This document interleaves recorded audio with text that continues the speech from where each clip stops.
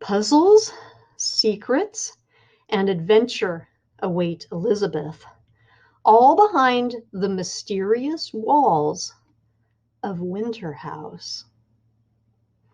Orphan Elizabeth Somers' malevolent Aunt Purdy and Uncle Burlap ship her off to the ominous Winterhouse Hotel owned by the peculiar Norbridge Falls.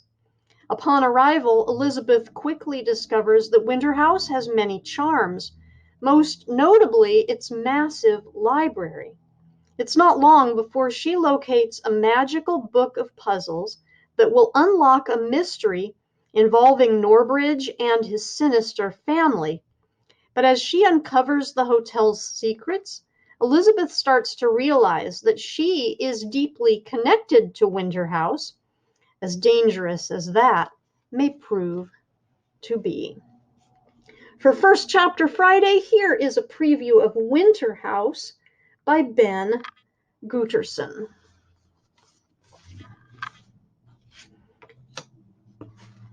When Elizabeth Somers tugged open the gate to her aunt and uncle's yard and saw an envelope duct-taped to the front door of the shabby house she shared with them, she knew it was bad news. The porch steps, which her Uncle Burlap never kept clean, were slick with snow and ice, and so Elizabeth stepped up carefully, set down her school backpack, and slid her hood from her head with a wet shake. She already had a pretty good idea of what the note inside the envelope would say as she plucked it from the door and then opened it. We informed you several times we would be going on a 3-week getaway, and you would not be staying alone while we are gone, so you won't be surprised to find this letter. The house is locked tight. There is a ticket for the 6:20 train north in this envelope.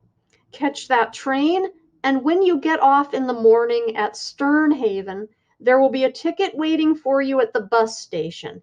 Get on the bus that goes to the Winterhouse Hotel.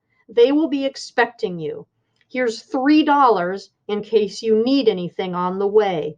You'll get another ticket to come back after the new year. Don't cause trouble for anyone. None of your nonsense.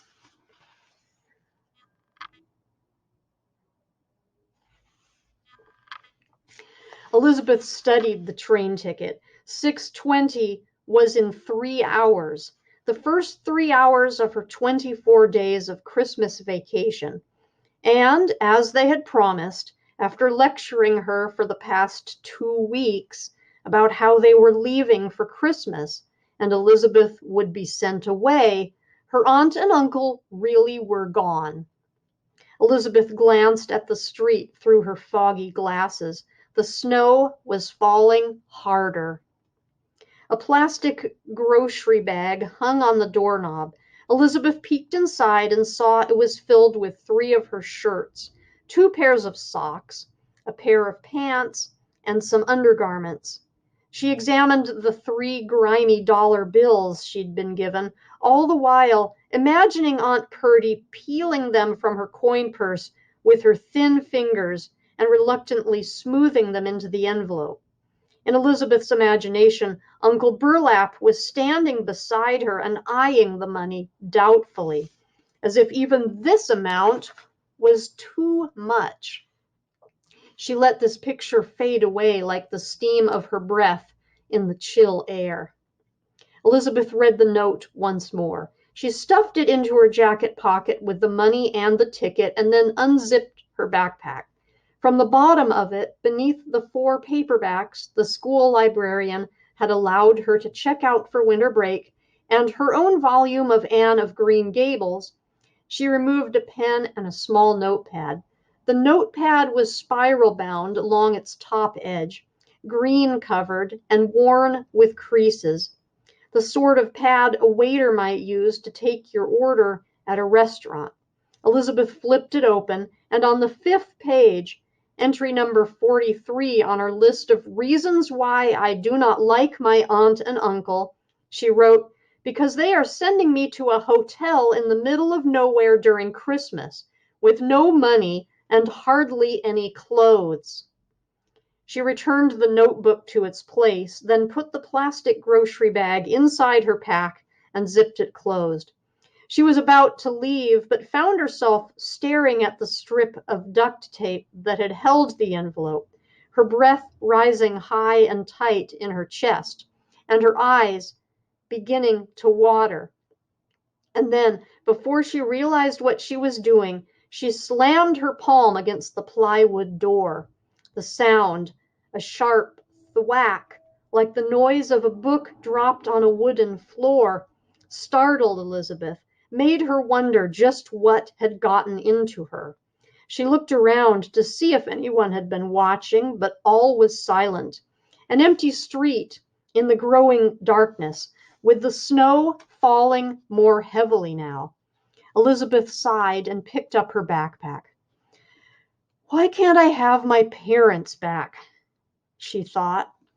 And then, because there were no friends she might possibly ask to stay with for 3 weeks, and no chance of avoiding her aunt and uncle's anger if she didn't follow their instructions, Elizabeth turned to walk the mile and a half to the station and wait for the 6:20 train to Sternhaven. She hoisted her backpack onto her shoulders and retraced her steps to the gate.